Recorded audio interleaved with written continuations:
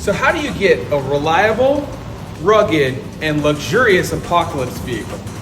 You drop a Mercedes 300 diesel engine into a first-gen 1986 Forerunner, and you get the MurderCedes.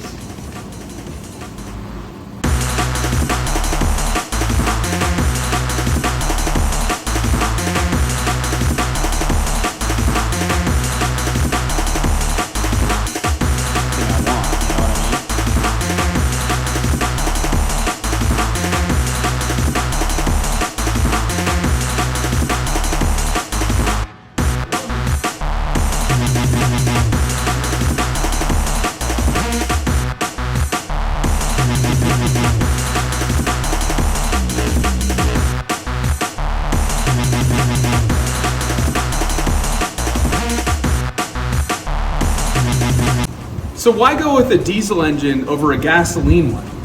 Well, in the apocalypse, you're going to want the most reliable engine possible.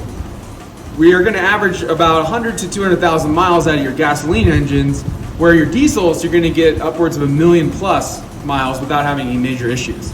Also know that diesel fuel is a lot more stable when it comes to shelf life than your gasoline.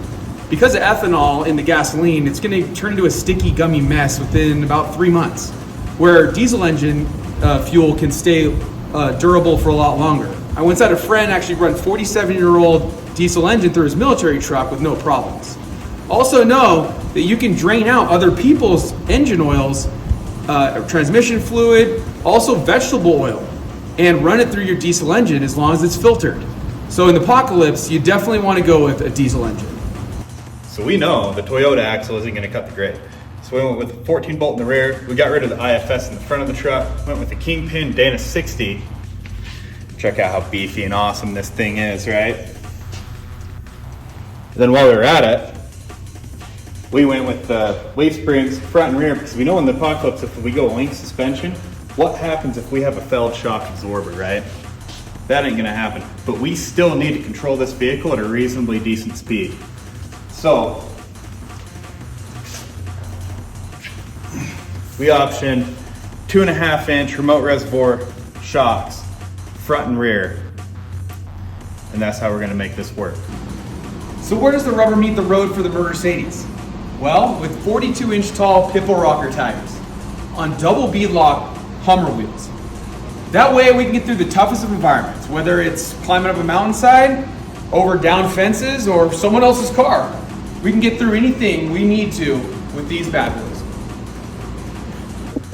So we know the MurderCedes is going to have to be capable of crawling over large obstacles, and we need to be able to do this in a controlled fashion. So we went with dual Toyota transfer cases to help us with our gear reduction. This unit here is going to be the front case, and then this is the rear case that also still has the drive outputs for the drive shafts that go to the axles. We can shift this front case into low range and this rear case into low range, being able to double our low range capabilities. We can also leave either case in whatever position we want, shift it into low range, and have our standard low range possibilities.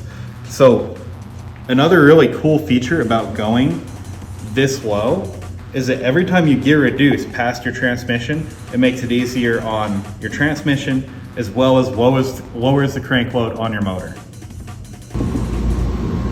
So we built these really cool shackles to go on the back of this with the Immortal Joe logo. Just because, well, Mad Max is a great way to describe how we're building this truck. And I salute my half-life lawboys, who will ride with me eternal on the highways of Valhalla. So we had to lengthen the frame of the Forerunner approximately 4.5 inches in order to get these 63-inch springs and the wheelbase that we wanted to put on the truck. So that's what all of this work up in here is. We know that the MurderCedes definitely needs to be able to be jumped. We also know that this frame needs to be able to take a serious beating. So we did some heavy gusseting on it, did huge, massive leaf spring mounts up here in the front, and we're gonna make sure that this is just stupid tough. This is the intro video to the MurderCedes. Stay tuned for more. We have a lot more coming, including weapons upgrades. So detonate that like button, hit subscribe like your apocalyptic life depends on it. We are Apocalypse, and if we can't get you to your destination alive, Then you don't have to pay.